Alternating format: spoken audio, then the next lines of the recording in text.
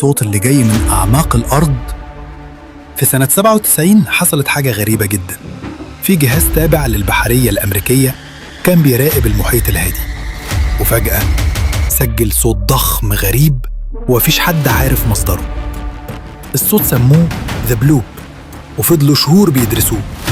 الصوت مش زلزال ولا صوت بركان ولا حتى أي كائن معروف، ده جاي من أعماق الأرض وبقوة صوتية مرعبة، لدرجة إنك لو عايز كائن يصدره فلازم يكون أكبر من الحوت الأزرق عشرات المرات. ناسا قالت إن الصوت طبيعي، بس باحثين تانيين قالوا لأ، في احتمال إن ده كائن غير معروف عايش في أعماق الأرض، أو يمكن بوابة لعالم تاني تحت المحيط. بس الأغرب الصوت ده اختفى بعدها ومحدش قدر يسجله تاني. هو إيه اللي كان بيصدر الصوت؟ وهل فعلا في حاجة عايشة تحتنا وإحنا مش حاسين؟ ما تنساش تعمل متابعة